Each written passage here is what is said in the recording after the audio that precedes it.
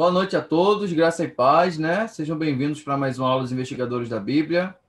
Já estamos aqui ao vivo mais uma vez, semanalmente, para darmos continuidade à nossa série de exposições do Evangelho de Mateus. Seja bem-vindo vocês que nos acompanham aqui pelo Zoom e também quem nos assiste pelo YouTube, tá?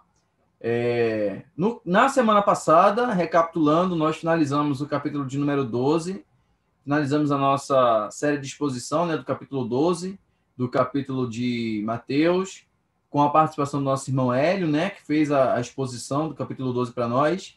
E na aula de hoje, a proposta é nós examinarmos o capítulo 13, que é um capítulo repleto de parábolas de Jesus Cristo.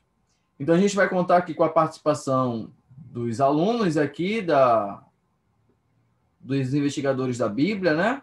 Nossos rostos conhecidos, que estão sempre aqui participando e cooperando com a gente.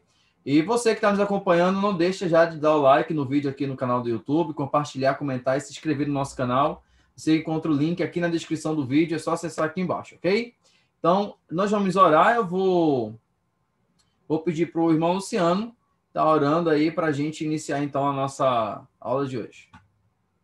Senhor Deus de amor, misericórdia, Pai amado, nós queremos te pedir nesse momento, meu Deus, a tua misericórdia, meu Deus, sobre nossas vidas, agradecendo por mais essa oportunidade, que é a qual, meu Deus, nós viemos te pedir a presença do teu Santo Espírito nesta hora, meu Deus, a nos ensinar, para que nós possamos aprender da tua palavra, meu Deus, para que nós possamos guardar em nossos corações. Abençoa, meu Deus, e dá sabedoria tanto ao professor como aos alunos, para que nós possamos aprender mais de ti.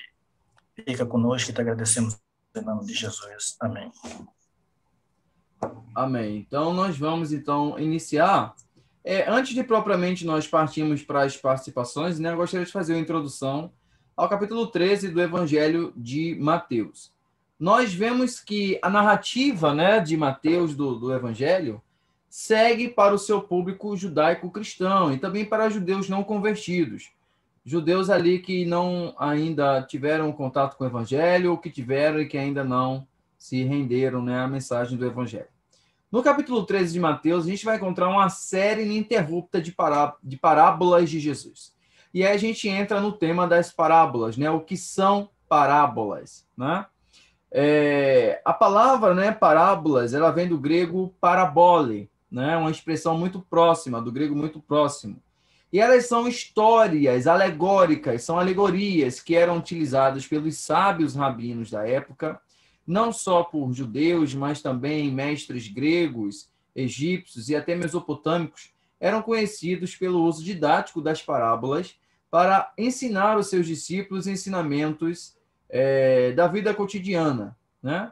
Quando o assunto era muito complexo, quando o conteúdo era muito difícil, pegava-se a mensagem central daquele ensino e transformava numa alegoria, de modo que ilustrasse para os ouvintes, o público ouvinte, o que a pessoa que estava fazendo o discurso queria dizer.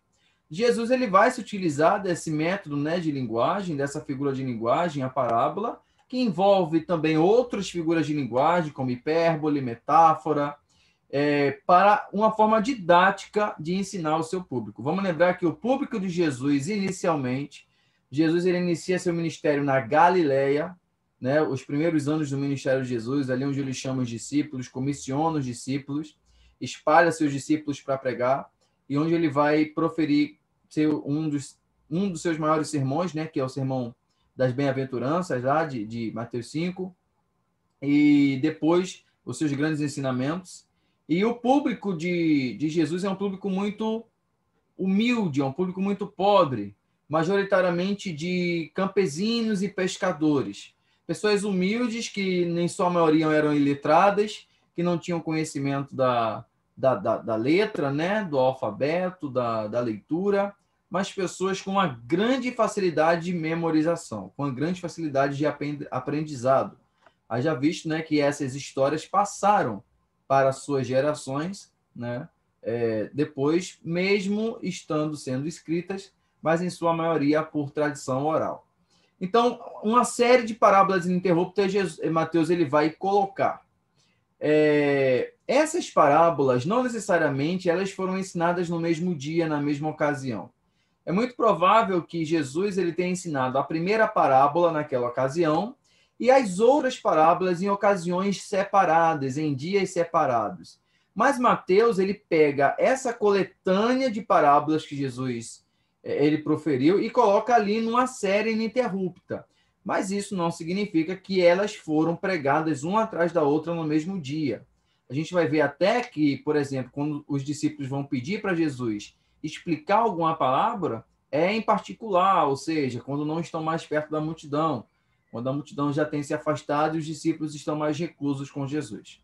Então, para dar início, né, à nossa série aqui de exposições, o irmão Rafael vai estar, então, fazendo a análise dos versículos de 1 até o 23, que conta a parábola do semeador. Então, Rafael vai ter aí 15 minutos para estar fazendo aí sua exposição da parábola. Depois, no final, quem tiver algum comentário vai estar tendo liberdade de fazer um comentário, alguma pergunta ou questionamento aí ao Rafael, ok? Então, eu passo a palavra agora nesse momento. Boa noite, graças e paz a todos. Amém. Bom, vamos lá rapidamente para a leitura de Mateus capítulo 13, do tema A Palavra do Semeador. Vocês também podem encontrar em Marcos capítulo 4, do 1 ao 9, e em Lucas 8, do 4 ao 8, né? Então, naquele mesmo dia, saindo Jesus de casa, assentou-se à beira-mar, e grandes multidões se reuniram por perto dele, de modo que entrou no barco e se assentou. E toda a multidão estava em pé na praia. E muitas coisas lhe falou por palavras, e dizia: Eis que um semeador saiu a semear. E ao semear, uma parte caiu à beira do caminho, e vindo as aves a comeram. Outra parte caiu em solo rochoso, onde a terra era pouca, e logo nasceu, visto que não se profunda a terra. Saindo, porém, o sol a queimou, porque não tinha raiz, e secou-se. Outra caiu entre os espinhos, e os espinhos cresceram e a sufocaram.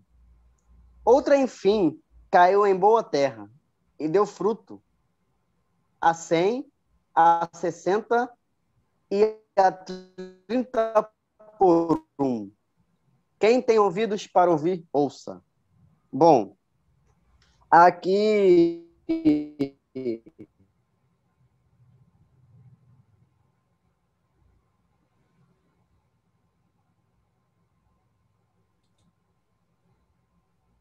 aí essa foi a parte da parábola contada. Logo em seguida, Jesus ele irá explicar. Só que eu vou abrir um parêntese para poder explicar uma parte, né?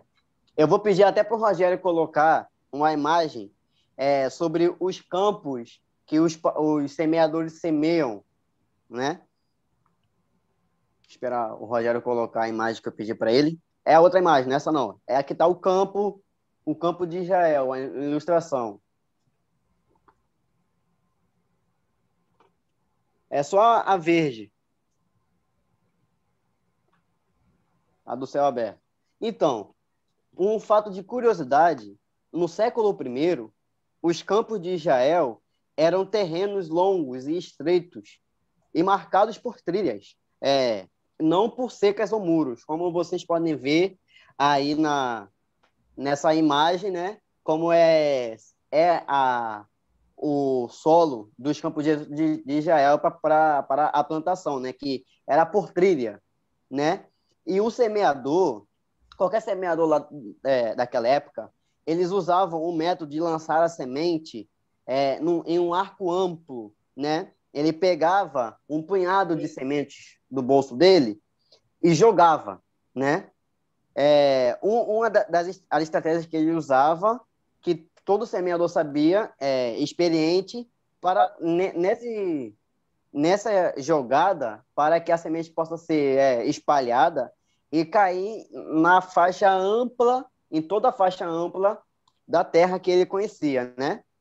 É claro que, tipo assim, um semeador experiente e ciente, ele nunca iria jogar uma terra em solo rochoso, à beira do caminho, né? Mas é só para vocês, tipo, terem uma questão de curiosidade, né, sobre os terrenos, né, do século I e o que os semeadores faziam, né? Aí, depois feito isso,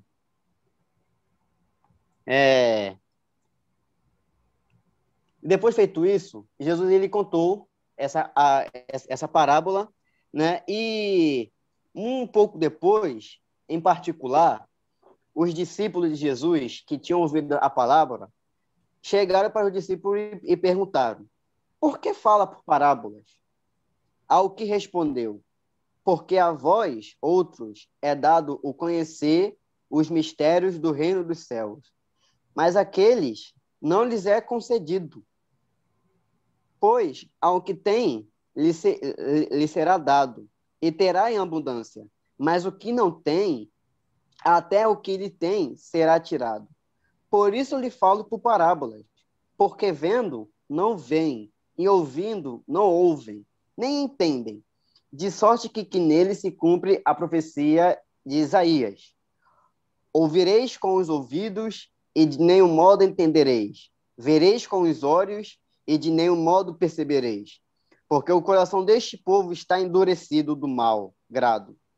Ouviram com os ouvidos, e fecharam os olhos, para não suceder de que vejam com os olhos.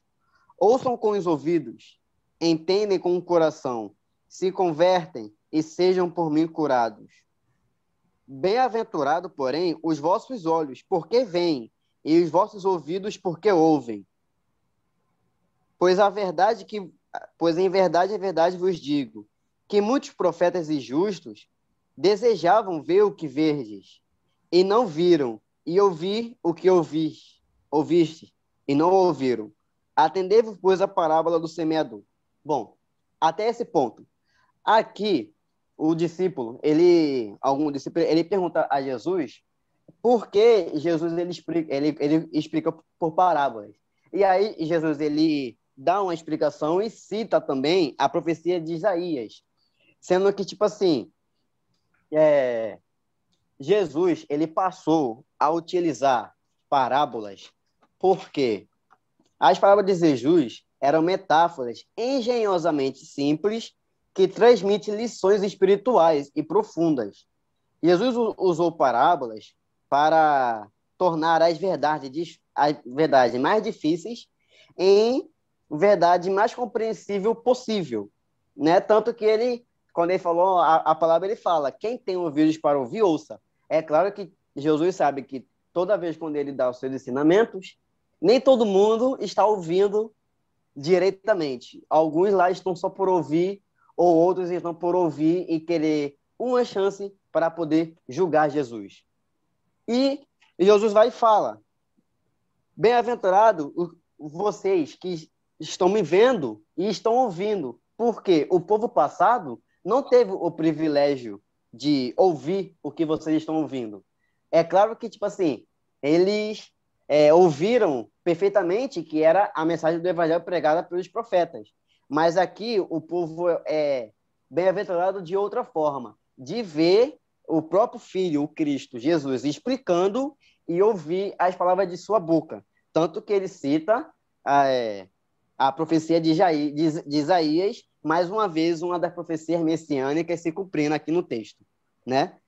E agora, indo para a explicação da parábola, a parábola do semeador. O significado da palavra do semeador. Nessas histórias, exemplos práticos da vida comum carregam um significado claro do reino. A semente, que é a palavra de Deus, o evangelho, na pessoa do próprio Jesus, que é o verbo vivo.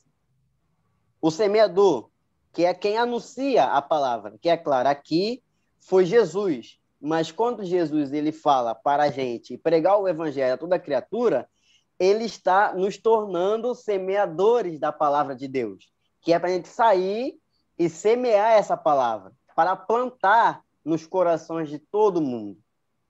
E aqui são os 4 tipos de solos, são os diferentes tipos de pessoas e suas reações enquanto a semente que é recebida. cada tipo de solo determina o que acontece com a semente em si próprio. Ou seja, são os 4 tipos de corações que nós humanos temos, que é o que é a beira do caminho, as aves, o solo rochoso, que foi queimado, que não foi por causa do calor do sol, o solo com os espinhos e o solo fértil. Né?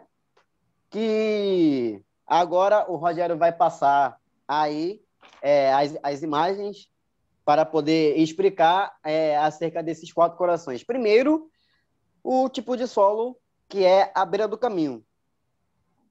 A palavra do semeador ensina-nos que as sementes foram lançadas em diferentes tipos de solos. A Bíblia tem sido anunciada a diferentes pessoas em todo o mundo. Todos que ouviram o Evangelho de Jesus Cristo assumem uma postura em relação à boa semente. Por isso, convém refletir sobre que nós mesmos somos essa ilustração, né? Agora, falando sobre a semente que foi plantada na beira do caminho. O coração, que foi aqui feita a metáfora da beira do caminho. Há pessoas que ouvem o Evangelho e o rejeitam, se opõem ou simplesmente não compreendem o que é central na fé em Cristo Jesus. Infelizmente, nesse caso, a semente nem sequer chega a germinar a terra, pois não encontra lugar no coração ouvinte. Nesse primeiro tipo, o solo duro, firmado em si mesmo, impede que a semente germine.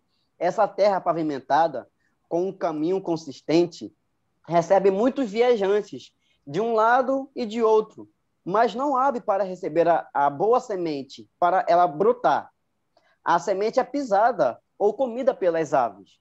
Semelhantemente, a dureza do coração do ouvinte impossibilita que a palavra de Deus entre e transforme a sua vida. Ela fica tão superficialmente no campo das ideias que logo vem o diabo e a retira. Como Jesus disse, a todos que ouvem a palavra do reino e não compreendem, vem o maligno e arrebata o que lhe foi semeado no coração. Este é o que foi semeado à beira do caminho. O solo pedregoso. Mas antes, vocês podem ver aí essa ilustração, que é a semente retirada pelo maligno na beira do caminho. Tem esse trecho surgindo, né, que diz: quando alguém ouve a palavra de Deus e não a entende, o maligno vem e arranca o que foi semeado em seu coração. A mesma coisa que Jesus diz. Pode passar aí o Evangelho para o solo pedregoso. O outro tipo de solo. A imagem. Rogério? Outras pessoas ouvem com simpatia a palavra de Deus e até aparentam receber bem a mensagem de fé em Jesus Cristo. Mas quando enfrentam dificuldades, logo abandonam a fé. São superficiais, demonstram satisfação ao ouvir o Evangelho e as coisas boas que provém de Deus. Mas quando vem os problemas, logo desistem. O sol quente das lutas por causa da nossa fé acaba secando os brotos, porque não tem raízes firmes. Nesse primeiro tipo, o solo duro, firmado em si mesmo, impede que a semente germine. Em terra pavimentada, com um caminho consistente, recebe muitos viajantes, de um lado para o outro, mas não abre para receber a boa semente. Semelhantemente, a dureza do coração do ouvinte impossibilita que a palavra de Deus entre e transforme sua vida. O solo pedregoso, por exemplo, é o solo que a palavra de Deus, que a pessoa ouve a palavra de Deus, diferentemente do outro solo, ela ouve com uma simpatia, meio que querendo acreditar, querendo ter fé. Só que, quando vem as dificuldades, logo elas abandonam a fé. Quando vem as coisas do mundo, né, a dificuldade, os momentos difíceis, elas como essas pessoas não têm a raiz fixa, ela logo se perde nessa fé. Então, de fato, ela ouviu a mensagem, só que não teve fé suficiente, não teve uma raiz suficiente, não teve um solo bom no seu coração para que essa semente possa ser plantada, brotar e ter raiz. Com pouca raiz, ela seca, porque não tem como ela nascer. Esse é o solo pedregoso. A palavra de Deus em nós é preciso ter fé de verdade em Jesus Cristo. É necessário dar lugar a Ele e com uma vida totalmente entregue, que abra espaço para que Ele cresça e transforme, que se tornam nossos tesouros pessoais. Por exemplo, ídolos, ou até mesmo nós mesmos, ou dinheiro, ou qualquer outra coisa. Falsos ensinos, filosofias banais e muitas outras coisas que ocupam nossa vida, concorrendo com a verdade de Cristo. São entulhos de coisas que carregamos e considerando o mais importante que o Evangelho. Quente das lutas por causa da fé acaba secando os brotos porque não tem raízes firmes. Como Jesus disse, o que foi semeado em solo rochoso, esse é o que ouve a palavra, a recebe logo com alegria, mas não tem raiz em si mesmo. Sendo antes de pouca duração, ele chegado à angústia ou perseguição por causa da palavra, logo se escandaliza. Agora eu vou pedir para o Rogério colocar a próxima imagem do solo com os espinhos. Rogério?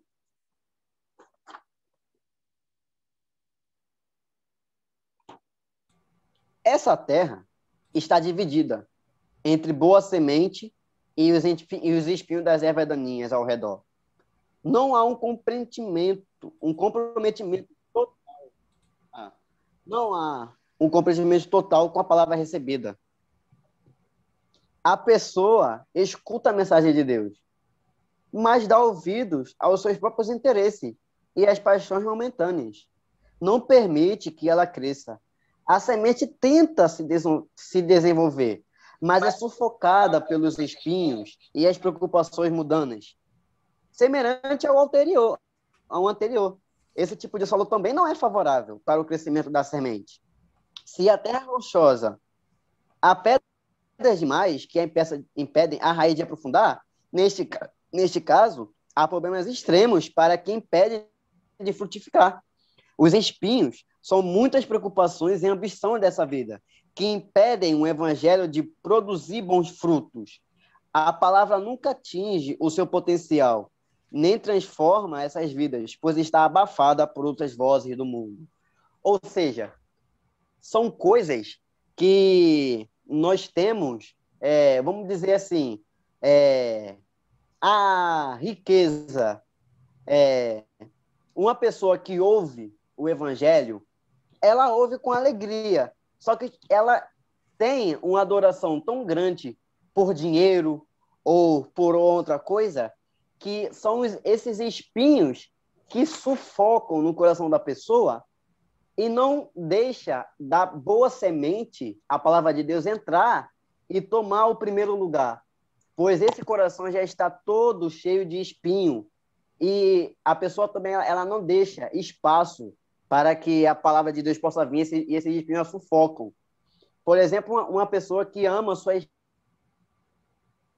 e brotar no solo, em nossos corações, coisas que ocupam o lugar da palavra de Deus. Como vocês podem ver na imagem que o Rogério colocou aí, que tem até um trechozinho, né? A pessoa ouve a palavra, mas está tão preocupada com esta vida que não produz nada. Sua atenção está focada no mundo e tem ambição por riquezas. Como Jesus disse no versículo 22, o que foi semeado entre os espinhos é o que ouve a palavra. Porém, os cuidados desse mundo a fascinam, e a fascinação das riquezas sufocam a palavra e fica infrutífera. Porém, foram apresentados três tipos de solo, 3 solos ruins, 3 solos que a palavra foi semeada, que a semente foi semeada. Mas agora, o quarto, último solo, que é o solo que nós temos que ter em nossos corações, é a boa terra. Por quê? Vamos lá. Finalmente, há um tipo de solo em que a boa semente é bem recebida. São os corações onde a palavra de Deus é acolhida com amor e fé. Nessas pessoas, o evangelho é bem incorporado. Podem crescer e produzir muitos frutos. Esses ouvem a palavra de Deus e a compreendem pela fé. São pessoas que produzem fruto em grande quantidade, pois multiplicam a semente recebida comunicando os outros a mensagem de Cristo. São as pessoas que aceitam essa palavra, aceitam a mensagem com fé e logo vai para um irmão ou outra pessoa que necessita e compartilha dessa boa nova. Compartilha. É como a gente recebe uma boa notícia e a gente quer compartilhar com o irmão essa boa notícia para que ele possa ficar feliz, né? Você recebeu. Bom, Jesus é o caminho, a verdade e a vida. Bom, eu tenho isso, eu acredito, e eu quero que meu irmão também esteja feliz com isso. Eu tenho uma boa nova para ele. Então, pela minha fé, eu também quero que, como eu estou feliz, eu quero que um amigo ou um conhecido meu também possa estar feliz, e eu vou lá e falo dessa boa nova para que ele possa ficar feliz, né? Foi a palavra que foi semeada em um solo bom, e a pessoa teve raiz para ela poder brotar e frutificar, e deu fruto. Quais frutos? O fruto da pessoa entender e querer compartilhar essa boa nova, querer compartilhar essa alegria.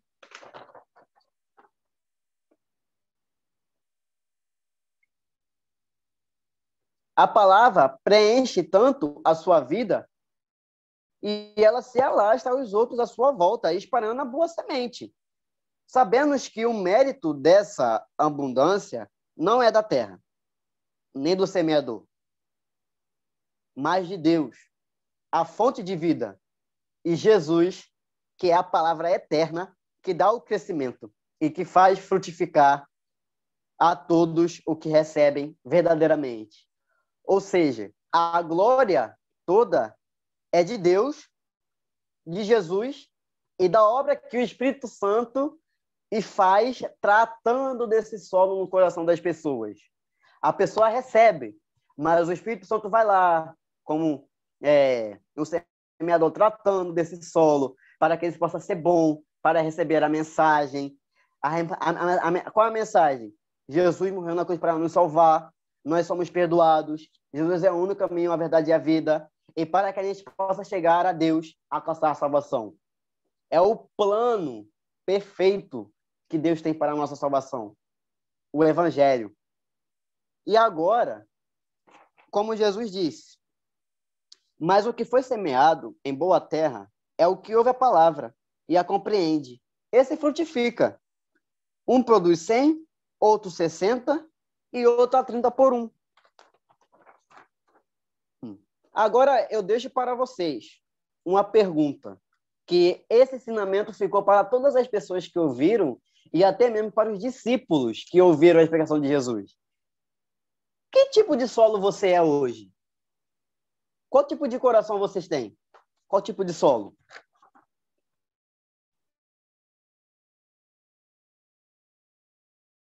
Eu deixo para vocês.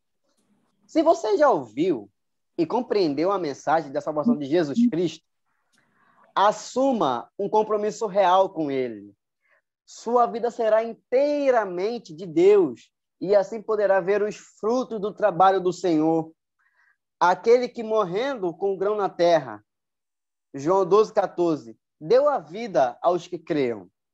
A mensagem de Deus, que por amor enviou Jesus ao mundo para dar a vida, João 3,16, deve produzir muitos frutos em nós, através de nós e para a glória do Senhor. Então, que tipo de solo você é? Eu deixo essa pergunta para vocês em aberto, para vocês mesmos responderem em seus próprios corações. Se vocês querem ser o solo à beira do caminho, o pedregoso, o solo com espinho, ou o solo com a terra fértil, que tem raiz e que possa ser plantada, brotar, nascer, dar fruto, né? É claro que, tipo assim, cada um dá um fruto de acordo com a mensagem foi plantada, como Jesus disse, um dá fruto a 100, outro 30 e outro 100 por um. Mas a questão nós temos que ser o solo fértil para que a mensagem de Jesus possa chegar em nossos corações e ser o primeiro lugar, possa ter o primeiro lugar em nossos corações, ser a principal real motivo, o principal objetivo, um princípio de tudo em nossos. Precisamos ter o solo firme, o solo fértil, e que também um solo que a gente fique tão alegre, como a gente recebe essa palavra, que a gente possa continuar espalhando, né, para os outros. E é o que deixo para vocês. Essa, então, é a explicação da palavra do semeador. Amém, pessoal. Então, nós terminamos mais um Investigadores da Bíblia, né? Porque depois disso tudo aí, não precisa mais ter mais aula. Então, a gente só volta só semana que vem, ok? Fiquem na paz. Amém.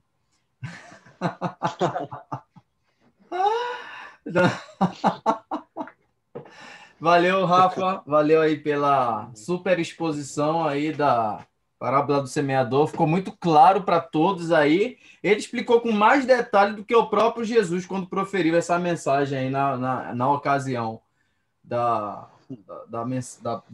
pregação, né? Então, tá ótimo. Eu não sei se alguém tem um comentário para fazer em cima do que foi dito aí. Senão a gente prossegue para a segunda parábola da noite.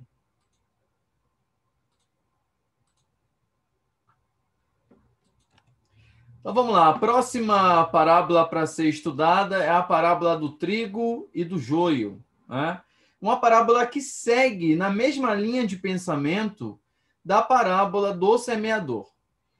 Eu esqueci de trazer um detalhe antes do Rafael colocar, que gostaria de trazer para vocês, que questão de localização que eu sempre julgo ser muito importante para quem estuda as escrituras, né, e para nós investigadores que sempre levamos isso em muita consideração. Vejam, a região em que Jesus está proferindo esse milagre, como eu falei inicialmente, é a região da Galileia. Ele está às margens do Mar da Galileia, né, geograficamente aqui no norte de Israel, na região da Galileia, onde nós vemos cidades famosas como Corazim, Betsaida, né, Cafarnaum, entre outras. E só para vocês mostrarem uma imagem mais moderna aqui do Mar da Galileia. Reparem como o solo do mar, da região da Galileia é um solo fértil, é um solo bom para plantio. Como eu falei para vocês, a principal economia ali da região da Galileia era a pesca e a agricultura. Grande parte ali, a maioria dos ouvintes de Jesus, ou eram pescadores ou eram agricultores. De modo que o que Jesus está dizendo para eles está sendo muito simples, está sendo muito claro para eles entenderem, porque Jesus está usando o contexto social da época, o que eles fazem diariamente, o que eles trabalham, né, o material que eles trabalham, para exemplificar a mensagem do reino, para deixar claro. Então, vocês podem ver aqui, né, por essas imagens, de como é. Essa segunda imagem aqui vai ficar mais próxima do que eu vou falar agora para vocês, que se aproxima de uma plantação de trigo, apesar de não ser, mas que vai ilustrar um pouco para a gente do que a gente vai falar agora, né, sobre a parábola do trigo e do joio. Então, eu vou fazer a leitura. Essa parábola tem duas partes, né, na narrativa de Mateus. Do versículo 24 ao 30, ele narra Jesus contando a parábola. Aí ele faz um intervalo e ele remete lá no versículo 34 até o 43 a explicação da parábola por Jesus, né, numa ocasião em que os discípulos perguntaram a ele qual era o significado dessas parábolas. Então, nós vamos para a leitura e depois a gente segue para a exposição. Esta foi outra parábola que Jesus contou. O reino dos céus é como um agricultor que semeou boas sementes em seu campo. Enquanto os servos dormiam, seu inimigo veio, semeou joio no meio do trigo e foi embora. Quando a plantação começou a crescer, o joio também cresceu. Os servos do agricultor vieram e disseram: o campo em que o Senhor semeou as boas sementes está cheio de joio. De onde ele veio? Um inimigo fez isso, respondeu o agricultor. Devemos arrancar o joio? Perguntaram os servos. Não, respondeu ele. Se tirarem o joio, pode acontecer de arrancarem também o trigo. Deixem os dois crescerem juntos até a colheita. Então direi aos ceifeiros que separem o joio, arranquem-no em feixes e queimem-no, e depois guardem o trigo no celeiro. Para a gente que está acostumado com a questão da apocalíptica, dessa questão da mensagem, do significado do trigo, questão de colheita, destruição, conservação, numa leitura rápida e simples, pode parecer muito óbvio as palavras de Jesus aqui para a gente. Qual é o significado do joio, do trigo, né? A maioria das pessoas não sabe muito bem o que é joio, vai lá dar uma pesquisada, mas rapidamente faz a associação dessa parábola. Porém, com os discípulos aconteceu de uma forma diferente. Eles tiveram uma certa dificuldade para entender o significado dessa parábola, né? O que não era espantoso de acontecer, né? Os discípulos tinham dificuldade de entender muita coisa. Então, Jesus tinha muita paciência para com os discípulos. Então, por mais que Jesus usasse figuras muito claras, muito óbvias para eles, né? Talvez, né, vou usar uma hipótese aqui, talvez os discípulos não entenderam muito claro, porque a maioria dos discípulos eram pescadores, não trabalhavam com agricultura. Não sei se a gente tem relato de algum discípulo de Jesus que era agricultor, eu não me lembro de nenhum. Se alguém lembrar aí, e puder me falar, eu não puxo de memória nenhum deles. Então, não trabalhavam com aquilo, né? Talvez a parábola da rede ficou mais clara para eles. Então, numa ocasião, né, eles ouviram aquilo, é como o professor, né, que explica a matéria, fala tudinho, aí pergunta para os alunos: vocês entenderam? Aí os alunos: aí entenderam mesmo? Aí os alunos lá. Aí, quando o professor passa o exercício, o aluno vem perguntar a mesma coisa que o professor tinha explicado. É assim os discípulos de Jesus, essa é a cruz que nós, professores, temos que carregar. De ouvir a pergunta sobre aquela mesma coisa que a gente explicou. E aí, né, numa ocasião em particular, os discípulos chegam para Jesus e perguntam: Senhor, nos explique o significado da parábola do trigo e o joio. E aí, né, talvez, né, vou conjecturar Jesus aqui, né, Jesus, haja. Talvez. Porque Jesus falava, eles fingiam que entendiam, mas depois não entendiam. E depois pediam explicações das coisas mais óbvias e mais claras possíveis. Né? Numa certa ocasião, Jesus até fala: até quando estarei entre vocês? Geração perversa. Então, veja que havia essa dificuldade de entendimento, embora fosse muito claro a questão da parábola. Vamos lá, eu trouxe também aqui algumas imagens para ilustrar para a gente essa questão do trigo e do joio. Vou usar uma pergunta aqui para vocês. Vocês saberiam diferenciar nessa imagem aí o trigo do joio?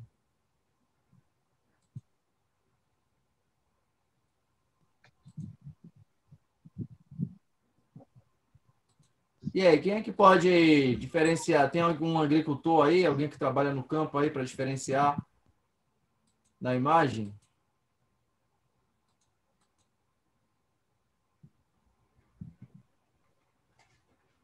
Vocês estão conseguindo ver a imagem bem? O joio não é esse que está parecendo mais capim? Ou estou enganado? Fala de novo, Fê. Estou conseguindo aqui. O joio, na verdade, o joio, na verdade, ele só tem a capa e mais nada. E o trigo não. O trigo, ele tem a semente, ele tem todas como é que eu posso dizer?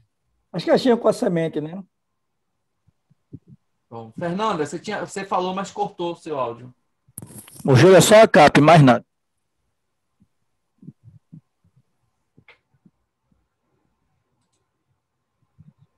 A internet.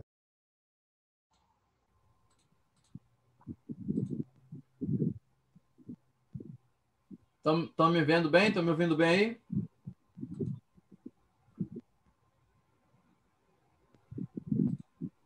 Você ficou mudo por uns instantes. Está muito ruim. Mas pode falar. Tô te vendo não, pô. Mas tá preta. Não dá para te ver, não. complicado. É a internet que Deus erro. Vamos lá, acho que a Fernanda estava falando aí, né, Fernanda?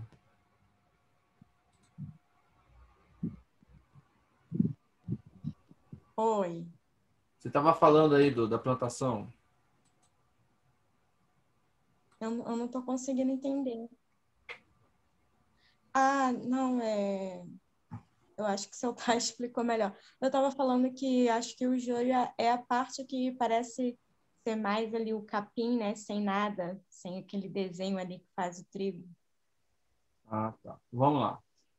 De modo mais claro aqui, para diferenciar, o trigo é o amarelo. Vocês verem aqui o tom amarelado e o joio é o tom esverdeado.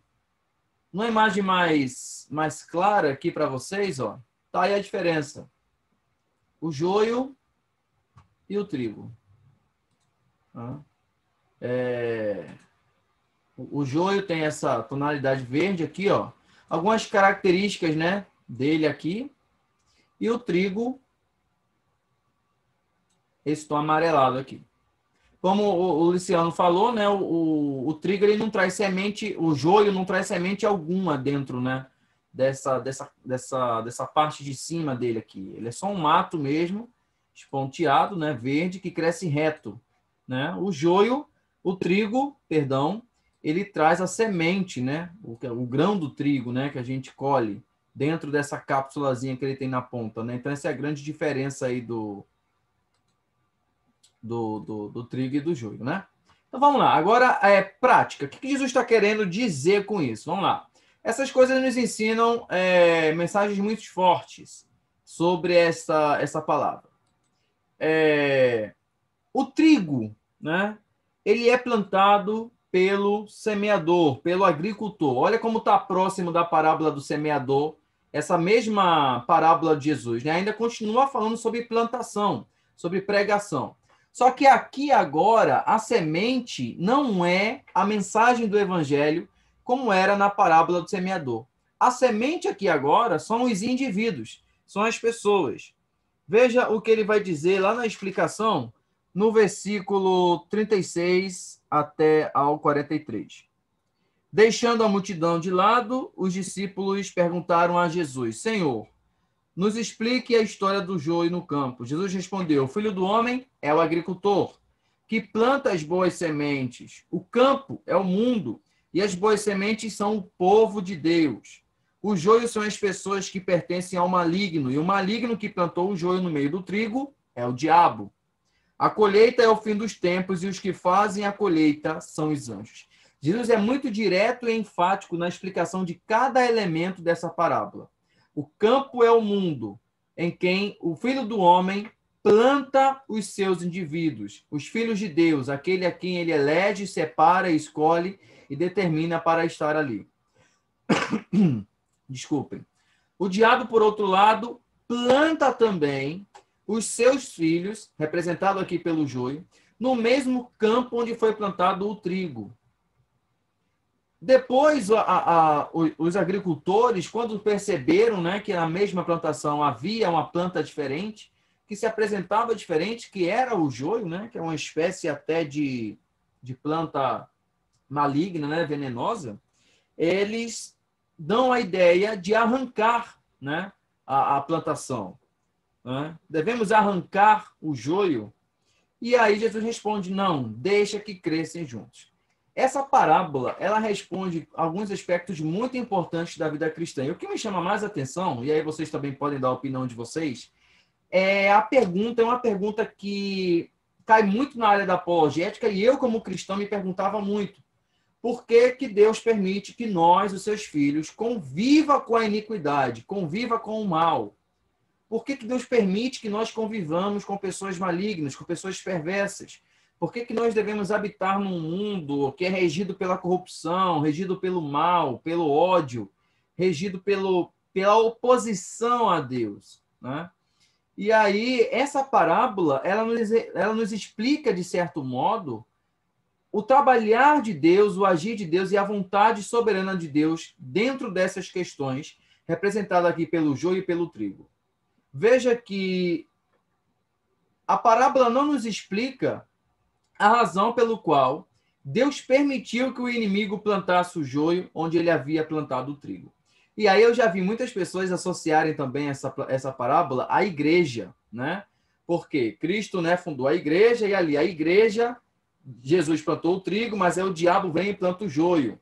E dentro da igreja a gente sabe, né, que vai ter pessoas boas e pessoas ruins, os verdadeiros crentes e os falsos crentes.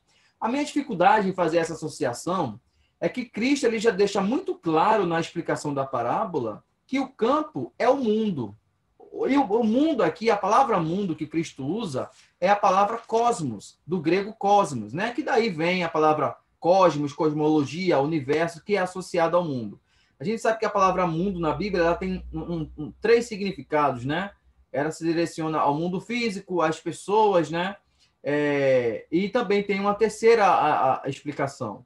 Então, nós temos aqui o cosmos, é o mundo físico, onde Deus plantou, que era bom, na narrativa de Gênesis 1 e 2, que Deus viu que era bom, que era perfeito, que era agradável, mas que foi corrompido pelo pecado, que foi corrompido pelo mal, pelo diabo. Também é a mesma palavra que Jesus usa lá em João, capítulo 17, para falar sobre seus discípulos, que habitam no mundo, mas não são do mundo.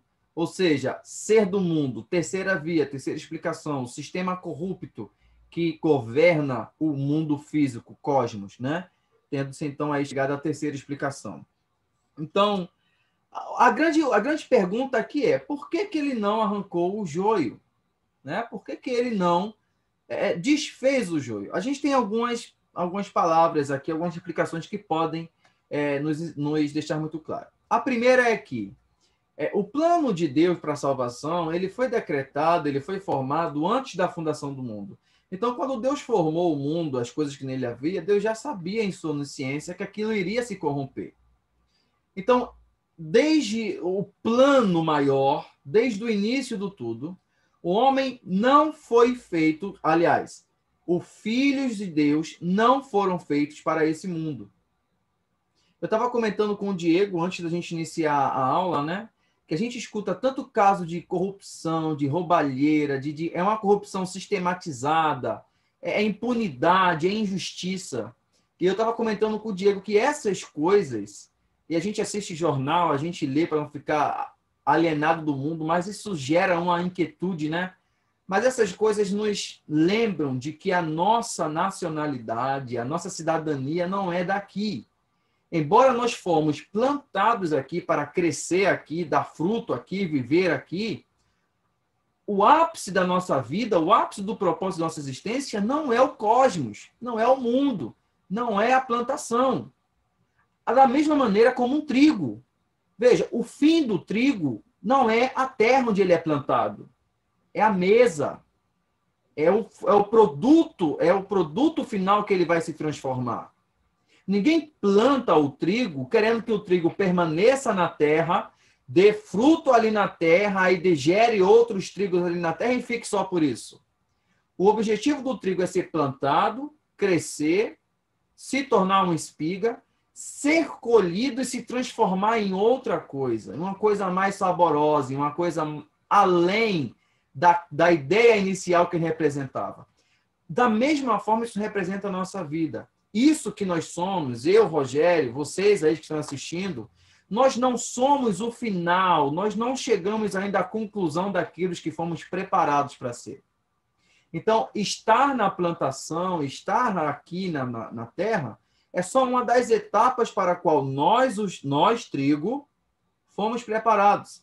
Ainda haverá uma conclusão máxima em que essa coisa que nós somos, esse material aqui, esse corpo corruptível que Paulo vai dizer lá em Coríntios, esse corpo corruptível, ou seja, essa semente de trigo, vai ser transformado em algo incorruptível, ou seja, o produto final do trigo. Sabe quando a gente vai no mercado e pega ali uma farinha e vê farinha de trigo? Quando a gente pega um salgado para comer e vê e lê lá, feito do trigo, ou seja, é o final, é o objetivo para o qual aquilo foi plantado. Da mesma maneira, o objetivo para o qual nós fomos plantados no mundo não é para permanecer no mundo. Então, há um final para isso, e é isso que a parábola quer dizer. Há um propósito para o qual nós fomos plantados aqui. E aí, por que que Deus permite que o joio cresça junto conosco, né? Primeiro, nós temos prioridade na terra. Quem veio primeiro? Os filhos de Deus ou os filhos do maligno? Quem tem prioridade nesse mundo? Os filhos de Deus. Veja que quem foi plantado primeiro foi o trigo. Deus colocou ali Adão e Eva, né, no mundo. Depois veio o diabo e colocou pecado em seus corações e nasceram filhos e filhas, né, ali do maligno. Mas a prioridade da terra era para os filhos de Deus. De modo que Deus não pode tirar uma coisa que era nossa, deixar para herdeiros ilegítimos, de modo que nós perdamos a nossa possessão. Veja o que ele vai dizer lá no Sermão do Monte. Bem-aventurados mansos, porque eles herdarão a terra. Mesmo no milênio, mesmo lá em Apocalipse, né? E aí depois o Eliel pode falar com mais propriedade, que ele está estudando a escatologia aí a fundo, né? Há um plano para esta terra na conclusão de todas as coisas. Veja, o reino de Cristo, o reino milenar, é nessa terra. Os justos herdarão esta terra. Então, nós temos, sim, prioridade sobre esta terra. Então, isso é uma, né, das razões pelo qual nós ainda temos que viver aqui. E segundo, né, outra coisa que nós podemos apontar. Foi da vontade de Deus como Criador, e segundo a parábola de Cristo como agricultor, fazer com que o joio e o trigo cresçam juntos para que na colheita, ou seja, no juízo, eles possam ser separados. Além do texto de Mateus 13, né, eu citei para vocês aqui João 17:15, em que Jesus ele vai dizer isso de modo mais claro. Se vocês puderem abrir aí João 17:15, é a última oração de Jesus, né, a oração que ele faz por seus discípulos no jardim de Getsêmani. E ele diz para Deus, versículo 14, João 17:14, eu lhes dei a tua palavra e o mundo os odeia. Quem é esse mundo? É o cosmos. Porque eles não são do cosmos, do mundo, como eu também não sou. Veja. Ele planta o trigo, mas o propósito final desse trigo não é o mundo, como o agricultor também não é do mundo. Não peço, versículo 15, não peço que os tires do mundo, porque se tirar do mundo, eles não vão crescer. Se eles não crescem, eles não dão fruto. Se eles não dão fruto, eles não amadurecem. Mas que os protejas do maligno. Eles não são deste mundo, como eu também não sou. Então veja que o propósito de Cristo é que nós cresçamos junto com o joio, mas não que sejamos corrompidos pelo joio, mas que no final haverá uma separação, em que o joio vai ser destruído e o trigo vai ser conservado e levado para a sua conclusão final, para a qual ele foi plantado. E aí, né, voltando para Mateus 13, do 40 até o 43, Cristo vai dizer, da mesma forma que o joio é separado e queimado no fogo, assim será no fim dos tempos. O Filho do Homem enviará seus anjos e eles removerão do reino tudo que produz pecado e todos que praticam o mal. Os lançarão numa fornalha ardente onde haverá choro e ranger de dentes. Então os justos brilharão com o sol no reino de seu Pai. Quem é capaz de ouvir, ouça com atenção. Então veja que a conclusão é muito clara e ela culmina com todas as profecias escatológicas que a gente vê na Bíblia. A destruição daqueles que pecam contra Deus, que foram plantados pelo maligno, e a exaltação daqueles que foram plantados por Cristo. Fechando aqui a minha fala, né, inicial nessa parte, a gente vê que há um propósito pelo qual nós estamos nesse mundo. Embora que nós, muitas das vezes, nos sentamos mal, com tanto pecado, com tanta corrupção, com tanta impunidade e injustiça, nós temos que aguentar, né? E eu li uma frase, eu não sei se foi do C.S. Lewis, eu não lembro quem foi que falou essa frase agora, mas que Deus, ele permite que nós presenciamos todas essas coisas no mundo para nos lembrar de que nossa cidadania não é aqui. O céu não é aqui. Às vezes a gente espera muito de uma autoridade, a gente às vezes espera muito de um parente, se espera muito de nós mesmos, espera muita coisa nessa vida. E aí a gente se decepciona, a gente cai de cara no chão para a gente lembrar de que o céu não é aqui. Aqui é um lugar de passagem. Enquanto a gente estiver nessa plantação, a gente vai estar com o joio, né? E como trigo, a gente tem que estar separado. E aí, né, deixa eu só, para concluir aqui minha fala, que eu quase vou esquecendo de mostrar para vocês aqui algumas características, né? Do trigo, né? A boa semente, né? O trigo é associado em toda a Bíblia como coisa boa, né? No livro de Salmos, em Gálatas 6:8, a gente vê também. O trigo ele é maleável, quanto mais maduro, mais se curva. E aqui a gente pode fazer a conexão com pessoas, né? Produz frutos, a raiz cresce, porém sem profundidade, facilitando a colheita. Uma coisa que eu achei muito interessante na questão do trigo é que o trigo, a raiz dele não cresce muito no mundo, né? Na terra onde ele é plantado, ele não cria raiz. Olha que coisa interessante. Apesar dele ser plantado na terra e ele depender da terra para crescer e dar fruto, ele não produz uma raiz fixa na terra, de modo que ele é facilmente arrancado da terra. O que isso nos fala para nós claramente? Nós não devemos plantar raízes nesse mundo, no cosmos, nesse mundo. Não devemos ter nada aqui que nos impeça de ser arrancado, que nos impeça, né, de, na hora da colheita, ser tirado. Por outro lado, o joio ele nunca amadurece, ele permanece verde. Ou seja, lembra um evangelho de aparência. Ele parece que tem vida, mas não tem semente nenhuma. As raízes se espalham sorrateiras, ou seja, é uma raiz grande, é uma raiz que procura fundamentos nesse mundo, que é o homem natural. E é uma rigidez que representa, então, a dureza do coração. Vocês podem observar, né, que o trigo, quanto mais maduro, ele se curva. Ele faz ele dobra, né, assim. O joio não. Quanto mais alto, quanto mais tempo, mais obstinado, mais rígido ele fica, assim como o coração dos homens pecaminosos. E quanto mais o tempo passa, mais rígidos e iníquos eles ficam. E assim eu encerro aqui a minha fala. Se alguém tiver algum comentário para fazer. Rogério. À vontade.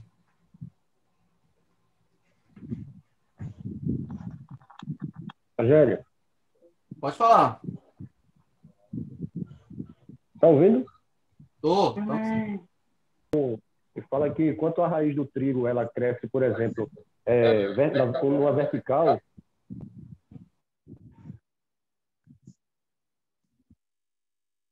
a raiz do joio ela cresce para os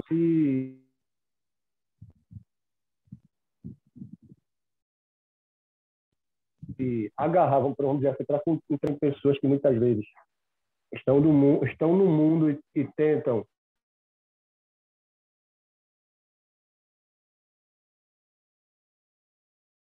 atrapalhar a nossa caminhada para o céu. Eles estão até na igreja mesmo, mas são joio. Estão na igreja, estão na CA e elas vão tentar se agarrar em nós, né, para prejudicar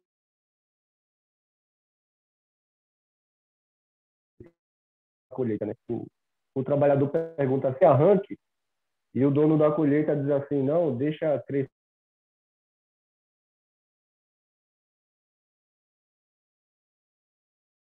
junto e no final separa, porque mesmo sendo joio, se forem tiradas do nosso lado, vai sofrer um abalo. É necessário que deixe ser criado só para o final ser feita a colheita. E isso é muito importante de dizer, porque quantos joios não foram influentes na nossa vida e nós dependemos dele para viver nesse mundo, né? Essa diferenciação, né, do trigo e do joio é a questão da fidelidade, de ser fiel, incrédulos e infiéis, né? Mas veja que Deus, ele encontra um propósito até para o joio, de modo que o trigo, ele necessita, muitas das vezes, de sua sobrevivência, né? E aí a gente pode levar para vários aspectos da nossa vida, como você apontou aí, né? Ele se utiliza do joio para abençoar o trigo. A gente vê isso na narrativa bíblica e a gente vê isso nas nossas vidas. Quantas das vezes Deus não se utiliza de muitos joios para nos abençoar? Para fazer com que nós sejamos abençoados. Então, isso é muito interessante, né? Me fez lembrar da questão que eu falei da igreja, né? Essa questão do joio estar dentro da igreja, no sentido que, veja, é diferente o nosso conceito de igreja e o conceito de Cristo. Cristo, quando se referia à igreja, ele nunca se referiu a espaços físicos, a localização geográfica, e sim a pessoas. Diferente de nós. A palavra igreja, para a gente, tem um significado ambíguo. Ela tanto são pessoas, como é o lugar, o espaço físico, né? Vamos falar aqui, por exemplo, de uma determinada denominação. Para nós é uma igreja. E, evidentemente, ali vai ter joio e vai ter trigo, né? Mas na ideia de Cristo, né, ele não faz a associação de que existe joio na igreja, porque a igreja são indivíduos. E indivíduos, ele conhece bem a igreja, ele tem separado a sua, né? Mas para a gente, né, é interessante fazer essa analogia também, que existe joio plantado dentro das igrejas, né? Vamos dizer assim, como nós temos esse significado ambíguo, né, hoje, da palavra igreja, né? Inclusive, pessoal, tem joio sentado em cadeira de pastor, cadeira de presbítero, tá? Tá em todo lugar, desde a portaria até a tesouraria, tá? Vamos dar continuidade, então, agora. Quem vai agora é o irmão Luciano para falar, então, da parábola do grão de mostarda. Amém. Vamos ler aqui. Depois da explicação aí do irmão Rafael e da... Mas vamos lá aqui, né? A parábola aqui que fala do grão de mostarda, né? Mateus, a partir do capítulo 31, do verso 13. E outra parábola lhe propôs, dizendo: o reino dos céus é semelhante ao grão de mostarda que o homem, pegando dele, semeou no seu campo, o qual é realmente a mais pequena de todas as sementes. Mas crescendo é a maior das plantas, e faz-se uma árvore, de sorte que vêm as aves do céu e se aninham nos seus ramos. Outra parábola lhe diz: o reino dos céus é semelhante ao fermento, que uma mulher toma e introduz em 3 medidas de farinha, até que tudo esteja elevado. Tudo isso disse Jesus por parábolas à multidão, e nada lhe falava sem parábolas, para que se cumprisse o que fora dito pelo profeta, que disse: abrirei em parábolas a minha boca, publicarei coisas ocultas desde a fundação do mundo. Eu estava aqui fazendo um pequeno resumo, né? Eu não peguei imagem para colocar, mas serei breve. E o que a gente aprende aqui sobre a parábola da mostarda, do grão de mostarda, né, é importante ressaltar que a parábola do grão de mostarda é a parábola do fermento, funcionam como um par. Jesus se referia ao crescimento do reino de Deus quando contou as duas parábolas. A parábola do grão de mostarda se refere ao crescimento externo do reino de Deus, enquanto a parábola do fermento diz sobre o crescimento interno, né?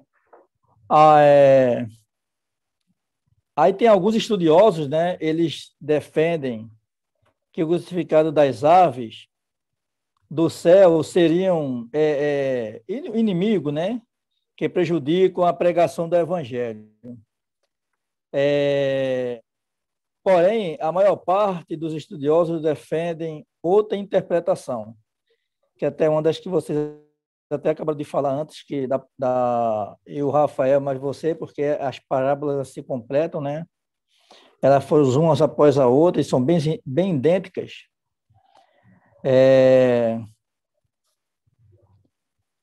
Então, assim, O ensino principal transmitido por Jesus nessa parábola ainda defende que este tipo de análise comete o erro de atribuir significados a todos os elementos da parábola, entrando em um caminho de elogiar e distorcer o verdadeiro ensino de Jesus. Eu vejo assim, com as lições da parábola do grão de mostarda. Algumas vezes pensamos em não contribuir com algo na obra de Deus, por acreditamos que aquilo que é muito pequeno e não terá importância. Às vezes, por ser algo tão simples e tão pequeno, às vezes a gente acha que não tem importância, que aquilo não vai dar resultado, porque aos nossos olhos a gente vê uma coisa tão simples e tão pequena. E aí, às vezes, tem pessoas que deixam de fazer algo na obra de Deus. Nesses momentos, devemos lembrar que as maiores árvores crescem de pequenas sementes. Um simples evangelismo com as pessoas próximas, ou uma ideia, a igreja que parece não ter resultado hoje, pode ser o veículo que Deus usou para a sua palavra chegar em outros corações. Às vezes, a gente, uma pequena semente, um pequeno ato, às vezes a gente podemos fazer ali, pregar aquela semente ao nosso lado, ao nosso vizinho, às vezes com a demonstração da nossa vida, com o nosso testemunho, com o nosso agir. Às vezes a gente não nota e às vezes pequena coisa está sendo plantada para o crescimento do reino de Deus. E muitas vezes lá na frente, essa semente, esse pequeno grão de mostarda, que às vezes aos nossos olhos pareceu tão simples, tão pequenininho, vai dar grandes frutos lá na frente. Então, assim, a gente aprende muito com essa parábola da mostarda. E do fermento, você acabou de falar do fermento também? Ou não?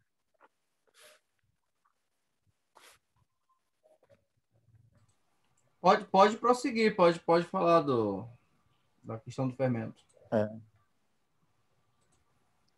E o contexto do resumo da parábola do fermento, Jesus contou a parábola para uma grande multidão, Para a grande multidão, ele contou que se referiu ao redor da beira do mar, para ser visto e ouvido por todos. Ele subiu em um dos barcos que estavam ancorados à multidão e acomodou na praia para escutá-lo, Ali Jesus, ele sempre subia num barco ali e ali ele começava a fazer os seus sermões, seus ensinos, E ali Jesus contou cerca de 7 parábolas, Uma foi a parábola do semeador, O joio, a semente de mostarda, O fermento, o tesouro escondido, a pérola,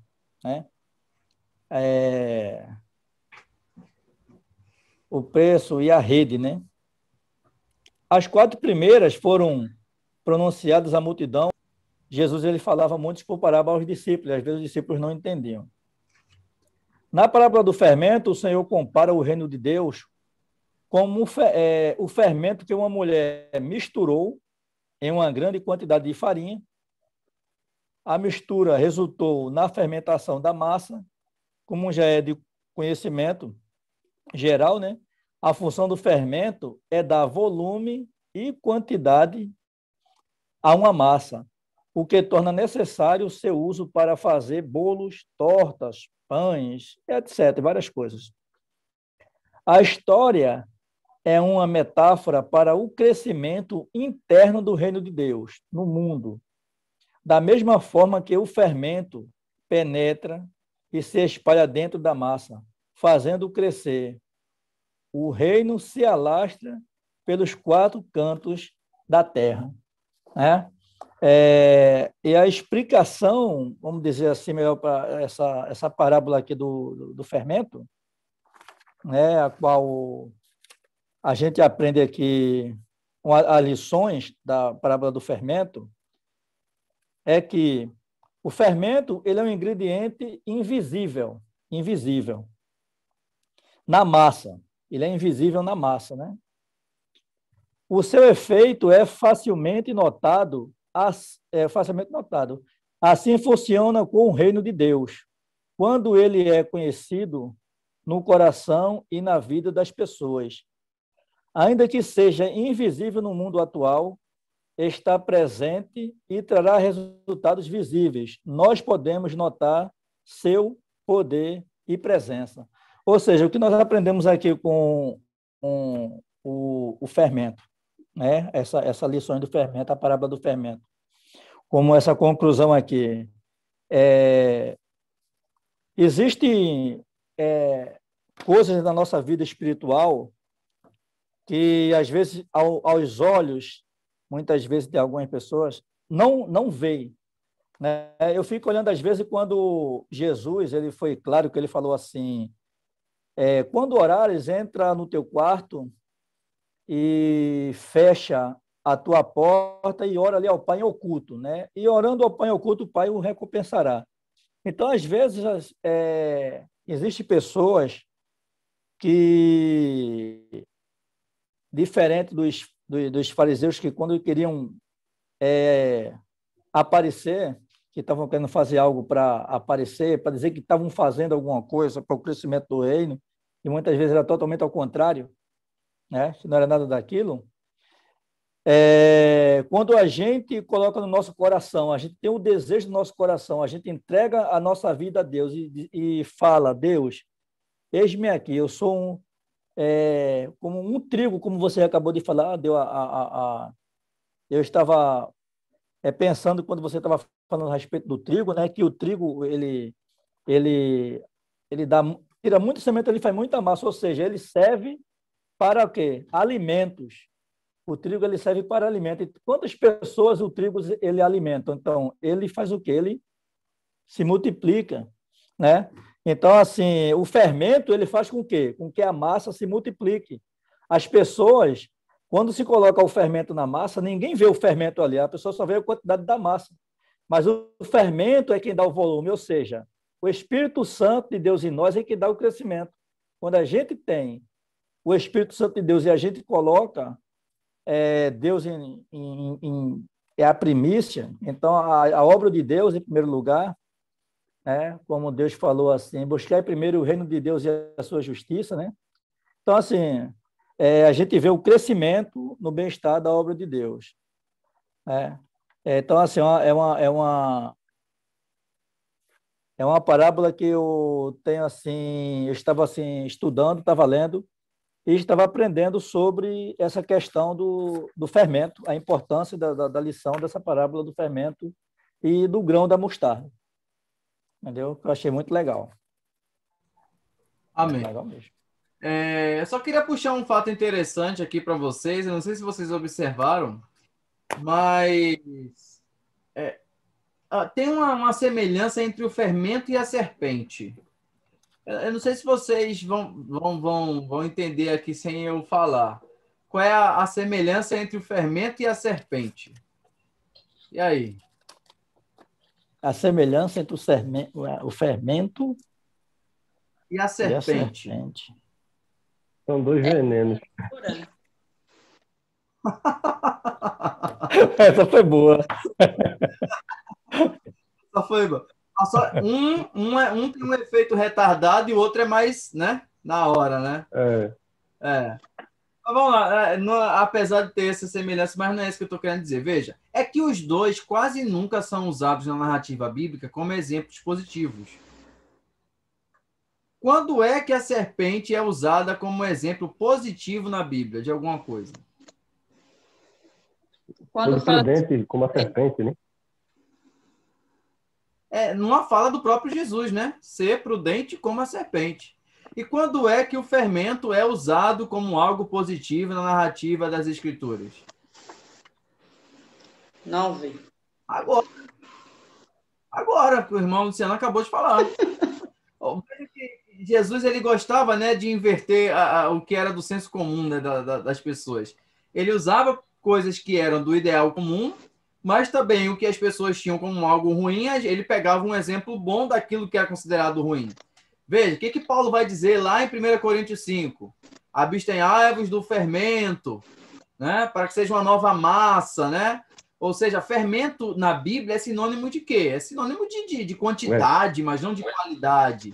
É sinônimo de beleza exterior, né? De uma coisa grande, bonita, mas que o interior é vazio em originalidade, né? É algo que não é bom, não é aprovado, né? Veja que a Páscoa era a festa do quê? Dos pães sem fermento. Por quê? Fermento é sinônimo de pecado, de iniquidade na narrativa bíblica. Mas Jesus está fazendo o quê? Está revertendo as coisas aqui, né? Ele está usando um elemento negativo, popular negativo, para o positivo, né? O que ele está querendo dizer? Não é mais uma imagem devastadora do mal, mas do poder salvífico, penetrante e transformador do reino dos céus, que se opõe ao fermento dos fariseus. Veja, Jesus, também no livro de Mateus, vai usar fermento como algo negativo, quando vai se referir ao fermento de quem? Dos fariseus. Mas o fermento que ele vai se referir aqui em Mateus 13 é o fermento que é a pregação do evangelho, aquele que faz o povo de Deus crescer, que faz a igreja crescer e o reino do céu se expandir. Como o irmão Luciano bem explicou, não é necessário muito, é necessário só poucas medidas, e essas poucas medidas vai ser responsável por uma quantidade enorme. Vai se multiplicar e formar algo grande, né? Então tá aí uma boa pergunta aí para vocês fazer um tipo de pegadinha aí com os outros aí, a semelhança da serpente e do fermento. Bom, dando continuidade então a nosso estudo. Ô Rogério. Oi. Tá escutando, Rogério? Tô. Oi, é que tu aqui para mim não tá aparecendo, não. Não sei se é o problema tá. É o slide. Oi, tá escutando? Tô. Aqui responsável pelos versículos 44, 45 e 46. Vamos lá. O reino dos céus é como um tesouro escondido num campo.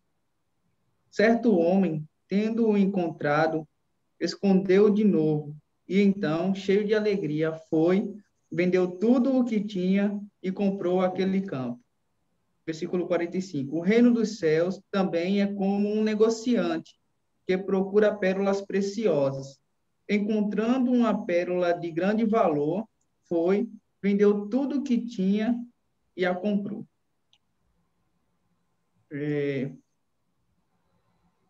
A gente vai ver algo interessante aqui nessa parábola, quando Jesus ele começa primeiro comparando o reino dos céus como um tesouro escondido num campo. E como o Rogério já bem disse, essas ilustrações que Jesus Cristo ele fazia para as pessoas da época não era algo anormal, era algo que as pessoas elas tinham conhecimento. E quando Jesus menciona sobre a questão do reino dos céus ser semelhante a um tesouro escondido, é porque na época de Jesus Cristo também, na época atrás, antes do nascimento de Jesus Cristo, era comum para as pessoas esconderem os tesouros nos campos, em seus campos por questões também por questões de guerra, de roubos. Então, para as pessoas que tinham tesouro, era mais seguro esconder em um campo do que deixar em casa, porque o tesouro estando em casa, vindo um ladrão a qualquer hora poderia roubar. Então, Jesus Cristo ele usa esse exemplo do tesouro escondido para poder facilitar o entendimento das pessoas que estavam ouvindo os seus ensinamentos. E interessante algo que o Rogério mencionou um pouco mais cedo sobre Jesus Cristo está ensinando ali para pessoas não tão cultas, né?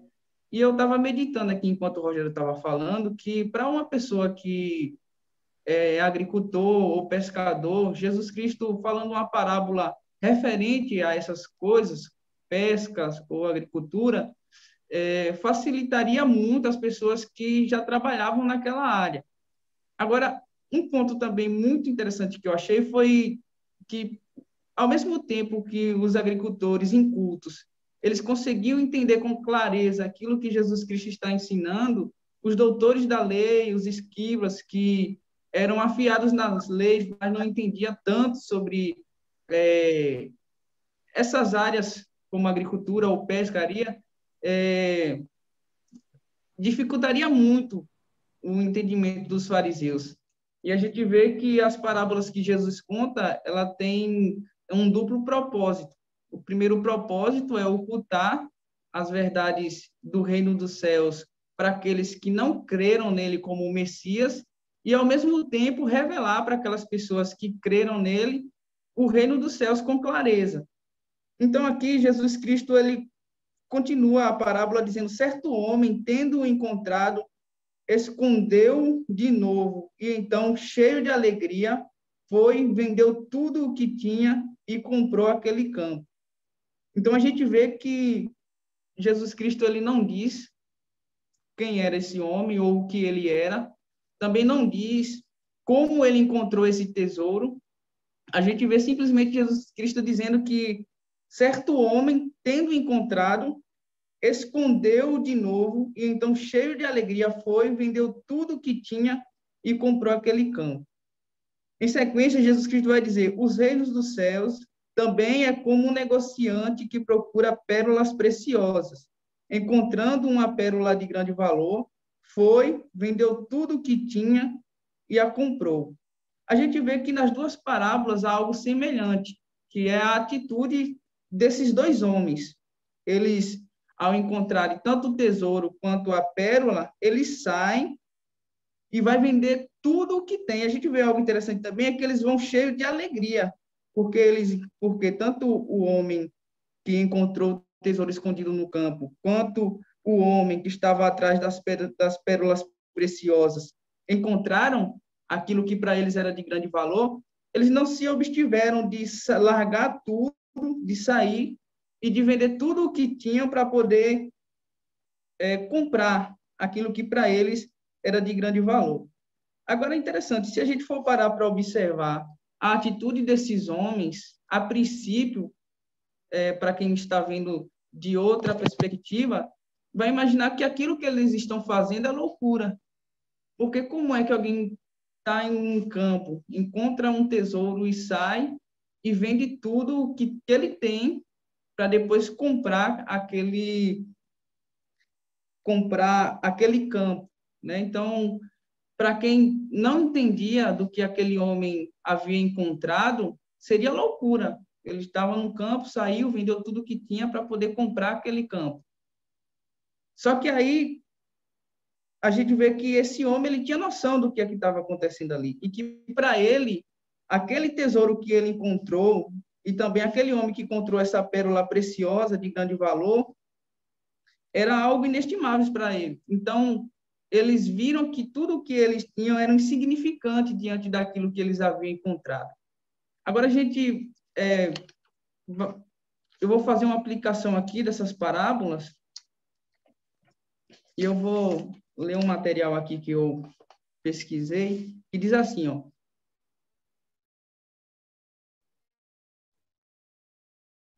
que tipo de atitude ele exigia de nós como súditos do seu reino? Antes de atentar para a verdade central que Jesus quer aplicar no nosso coração com estas parábolas, vejamos primeiramente o que Jesus não está nos ensinando nelas. Primeiro ponto, Jesus não está ensinando que o crente deve comprar a sua salvação, assim como os dois homens compraram o tesouro e a pérola. Alguns pensam assim ao interpretarem estas parábolas. Mas não devemos chegar a essa conclusão, pois a Bíblia, que não se contradiz em lugar nenhum, nos ensina em vários textos que nossa salvação é uma dádiva graciosa de Deus. O preço de nossa salvação foi o sangue de Cristo e não algo que podemos fazer para obtê-la. Não podemos comprar o reino de Deus. Pelo contrário, Deus é quem nos fez herdeiro e súdito do seu reino por sua graça, mediante a fé em Cristo. Então, a gente entende aqui nesse primeiro ponto que a salvação ela não é comprada e também não é adquirida pelos nossos esforços. É uma dádiva de Deus, é um dom gratuito. Então, a gente já descarta essa possibilidade de que Jesus, através dessa parábola, está tentando nos ensinar que nós devemos comprar a nossa salvação. E, entendendo isso, nós não caímos na tentação, né? Ou na cilada de alguns ensinamentos que frisam muito a questão financeira e várias outras questões como um mérito para a salvação. Nós entendemos que Jesus não está ensinando isso nessa parábola, e a gente vai adiante. E ele diz assim, Jesus também não está ensinando que o crente deve fazer um voto de pobreza ao vender tudo quanto tem para se tornar participante do reino de Deus. Alguns pegam o detalhe da parábola de que os dois homens se desfizeram de tudo que tinham para obterem o que tinham encontrado e afirmam isso. Mas não é isso que Jesus está ensinando. Não é assim que você agora, por ser um crente, vai vender sua casa, seu carro e todos os seus bens para seguir a Cristo. Sempre existiu e existirão cristãos fiéis que são ricos no sentido material. Isso é dom de Deus.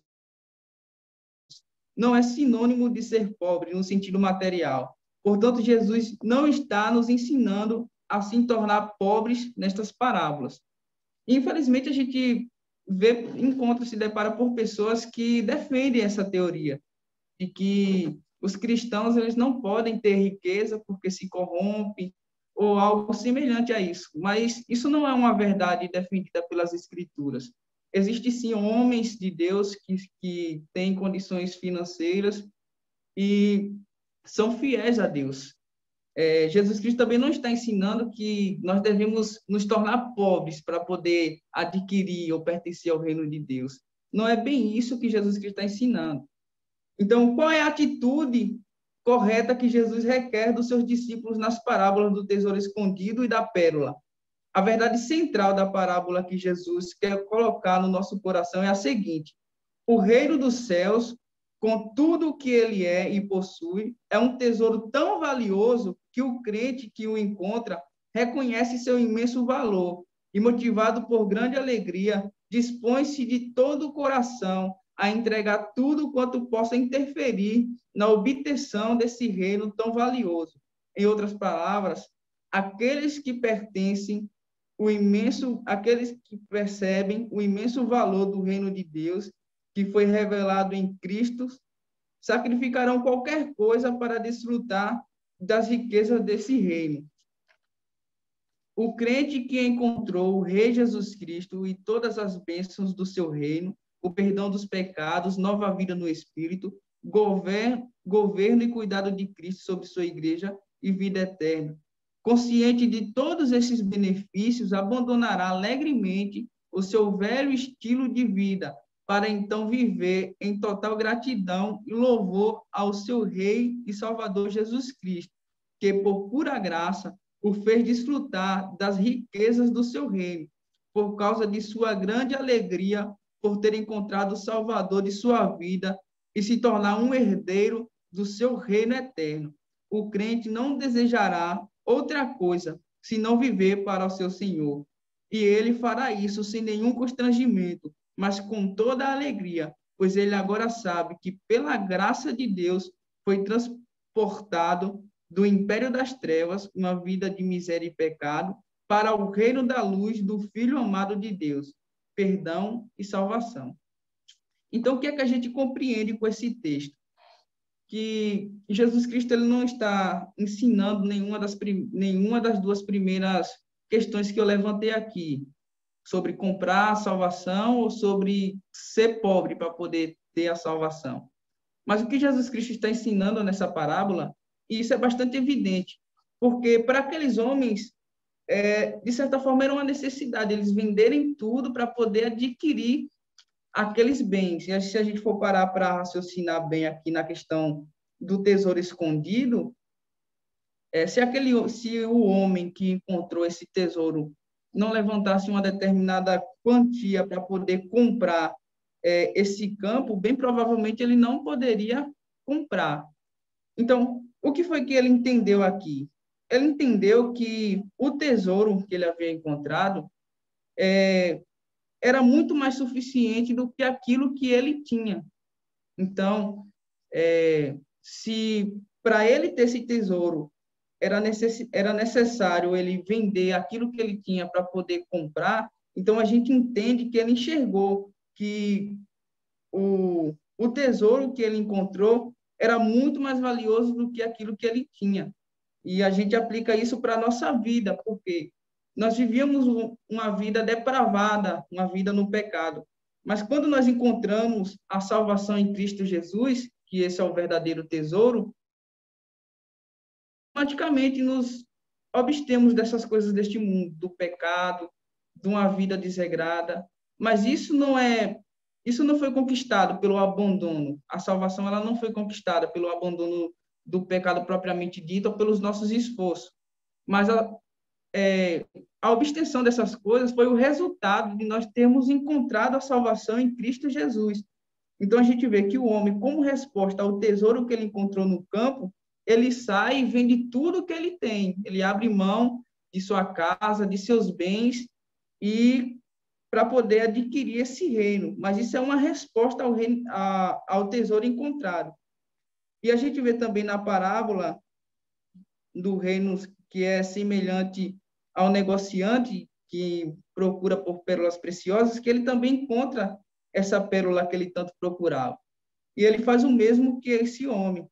Ele vende tudo que tem e compra aquela pérola que para ele é de grande valor. Então, eu vou só terminar aqui mesmo, deixar aqui para a nossa reflexão, e eu agradeço a oportunidade.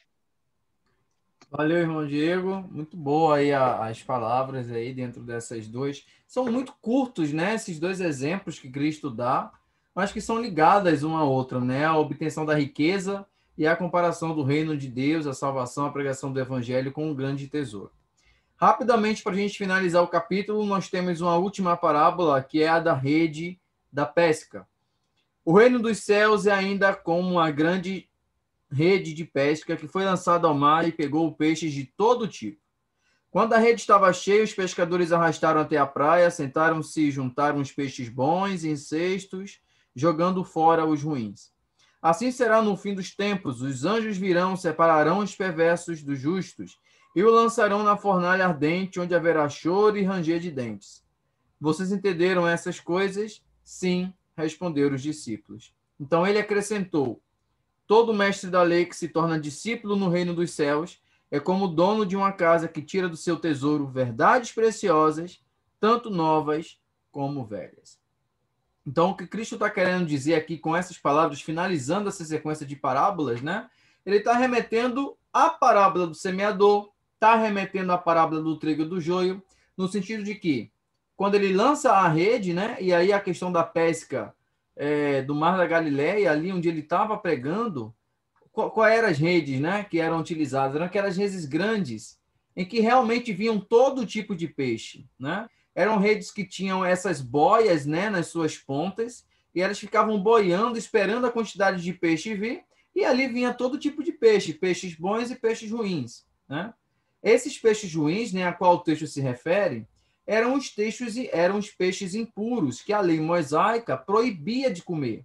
E por essa razão, os pescadores eram tidos como uma profissão ruim, não era uma profissão bem vista, porque um pescador era um homem que vivia impuro 24 horas por dia, porque todo dia ele tinha que pescar, todo dia ele tinha que pegar, ele tinha que entrar em contato com animais impuros, que eram os peixes de couro, né? Os peixes sem escama.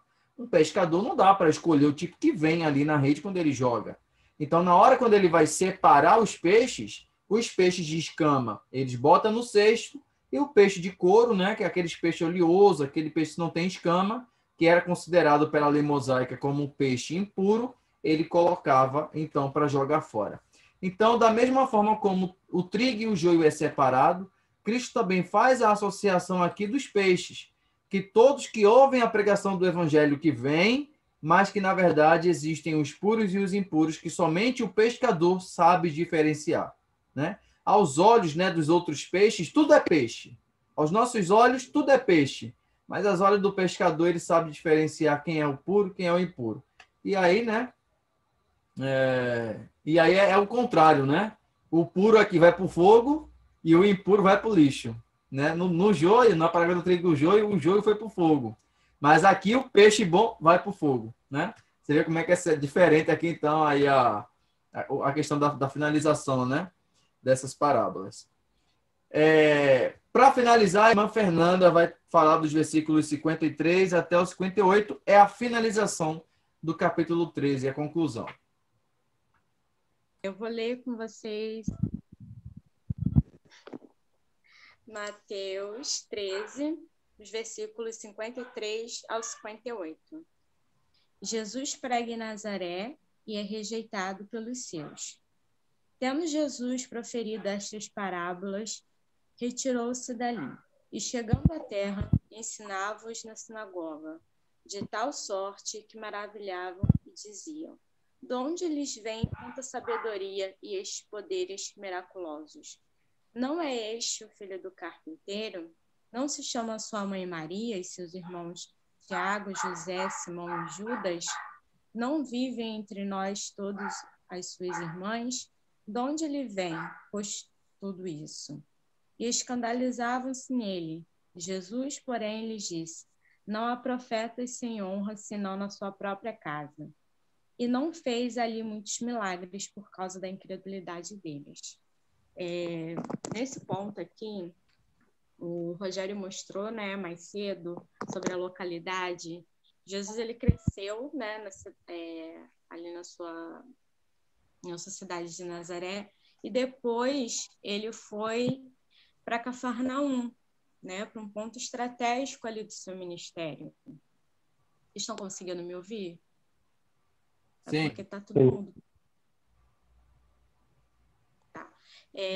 Por ponto estratégico da sua evangelização, né? Todas as parábolas que nós vimos agora. Só um minuto, gente. Deixa eu fechar aqui, porque os cachorros estão latindo. Todas as parábolas que. Só um minutinho, né? Para essas áreas, para estratégias de evangelização, de maior comunicação com as pessoas.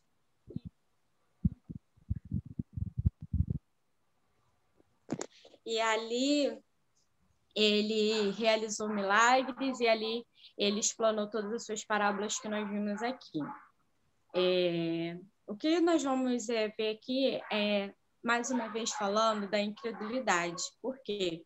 Quando Jesus estava afastado da sua terra, quando ele estava em outras cidades, ele pregou, né? Ele fez vários milagres. Por exemplo, voltando um pouquinho ali no capítulo 9, nós podemos ver ali a cura de 2 cegos, nós vemos também Jesus acalma a tempestade, a mulher do fluxo de sangue. Os 2 últimos milagres antes de Jesus voltar para a sua terra, que foram a cura dos 2 cegos e também a cura de um demoniado mudo. Então, você vê em todas essas passagens, né, Jesus falando sobre a fé das pessoas, que foi a fé das pessoas. Você vê bem explícito ali naquele... O sacerdote dá a palavra para Jesus. Ele cita essa profecia de Isaías. O assistente da sinagoga entregou a Jesus o livro do profeta Isaías. Assim tomou o livro nas mãos, o abriu numa escritura profética, ou seja, de Isaías 61, 1 e 2. Após a leitura reverente e pausada desse texto, o livro foi fechado e devolvido ao assistente. Jesus assentou-se para falar. Nesse momento, o olhar de todos estava voltado para ele, como os presentes esperassem ansiosamente pelo banquete espiritual que lhes estava reservado e que seria servido pessoalmente pelo profeta de Nazaré. Ali nós temos dois contrapartidos, né?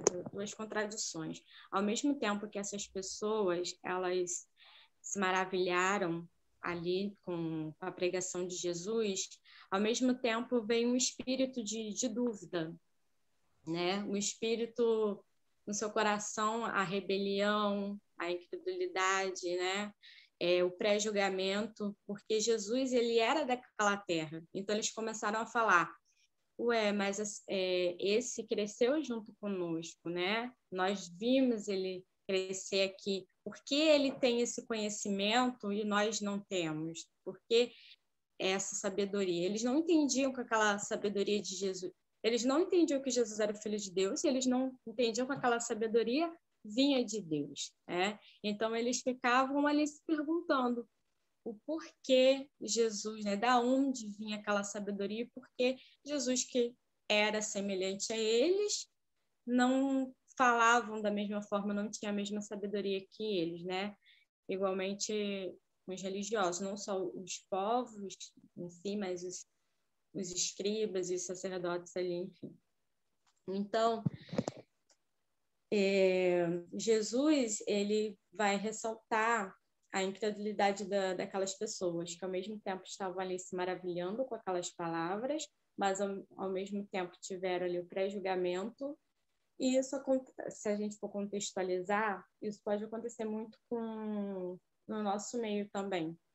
Às vezes a gente deixa de receber, eu estava lendo um artigo que fala sobre isso, às vezes a gente deixa de receber a palavra de Deus pelo pré-julgamento da pessoa que está falando, por ser uma pessoa mais simples, por talvez não ter tanto conhecimento assim, e Deus usa aquela pessoa, e a gente deixa de receber a mensagem de Deus, porque Deus usa quem quer, da forma que Ele quer, né? Então, a gente deixa de receber isso, uma palavra que para ser bênção, para ser edificante na nossa vida, por conta de julgar aquela pessoa, às vezes de achar que ela não tem nada para nos oferecer.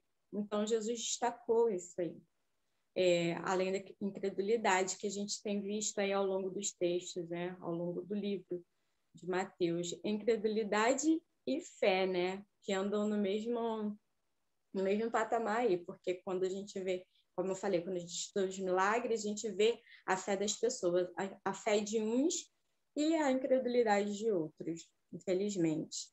Mas, analisando isso, né, que as pessoas falaram de Jesus, os comentários que Jesus viu e se entristeceu e disse que o profeta não tem honra na sua casa, que às vezes acontece com a gente mesmo nas nossas igrejas ou na nossa família. Quantos de nós conseguimos evangelizar pessoas, né? Isso é bem clássico. Conseguimos evangelizar pessoas, amigos, pessoas que talvez nem conhecemos ou nunca vimos, mas não conseguimos fazer isso dentro da nossa própria casa. Então, isso não é algo incomum de acontecer, né? E aconteceu com o próprio Cristo. Mas isso não deve... O reconhecimento das pessoas não deve ser combustível para a nossa fé. O combustível da nossa fé tem que ser a vontade de Deus, aquilo que Deus nos chamou para fazer. Então, todos nós temos um plano, um ministério, um propósito, e devemos, assim como Jesus, colocar sempre a vontade do Pai acima de tudo e fazer aquilo que fomos chamados para fazer, independente de comentários, de incredulidade, de conhecimento, porque nós não estamos aqui, né, buscando isso. Seu próprio Jesus não foi reconhecido entre aqueles, né, que eram chegados. Ali eram seus amigos, seus familiares, pessoas que cresceram com ele. Que dirá o que aconteceria com a gente, né? Então é isso. Resumindo, Jesus censura 3 coisas aí nessa parte: desinteresse, rebeldia e, como eu já falei, a incredulidade. Amém. Obrigado, Fernanda. Muito bom, apontando aí de forma bem conclusiva e compacta, mas que falou bastante coisa dentro dessas mensagens aí, né? Voltando ao ponto da incredulidade, né? Nazaré é citada aqui como mais uma das cidades incrédulas que rejeitam o ministério de Jesus, né? E com mais, assim, uma ênfase maior, porque é a cidade onde Jesus cresceu, onde foi criado e onde toda a sua família está ali. E começando pela casa de Jesus, que não aceitavam Jesus, né?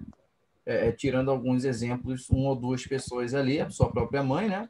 Mas os seus irmãos, e aí a gente tem citando aqui o nome de alguns irmãos de Jesus, né? Ó, Tiago, José, Simão e Judas, e também dizendo no 56 que todas suas irmãs moram aqui entre nós. Então, veja, Jesus tinha irmãos e irmãs. Então, aqui é uma outra informação valiosa aqui que Mateus ele está trazendo. E seguindo o costume judaico, ele não cita o nome das irmãs. Ele cita o nome dos irmãos, mas não cita o nome das irmãs, seguindo aí um costume da literatura judaica, tá? Porque ele está escrevendo para um público judeu. A gente vai ver essa diferença em Lucas, em que Lucas vai reservar um bom espaço do seu evangelho para citar o nome das mulheres que serviam Jesus. Por outro lado, Lucas não estava escrevendo para judeus, e sim para gregos e gentios, né? Então, só para curiosidade, para a gente fechar aí o capítulo, eu agradeço a participação de todos, né, nessa aula extensa de hoje. Deus abençoe, continue abençoando a vida de cada um, e assim nós prosseguimos. Semana que vem tem mais investigadores da Bíblia, com o capítulo 14. Vamos falar de temas importantes também, aqui contando com a participação de todos mais uma vez, e sua que nos acompanha pelo YouTube, pelo Instagram, por os nossos canais nas redes sociais. Então, nós queremos agradecer a presença de todos, né? Não se esqueça de compartilhar esse vídeo, essa aula, e nos acompanhar nas redes aqui, acessando o link nas descrições do vídeo que a gente sempre deixa. Nós vamos orar, então, para a gente se despedir. Pai querido, nós queremos te louvar e te bendizer pela tua salvação, por tua graça e misericórdia sobre nós. Grandes coisas o Senhor fez por nós, e uma delas foi abrir os nossos olhos e nossos corações ao entendimento da palavra do teu evangelho.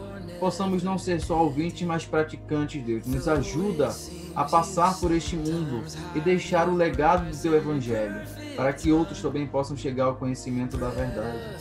Permanece conosco e nos abençoa em ti. Em nome de Jesus, nós te pedimos e te agradecemos. Amém. To the other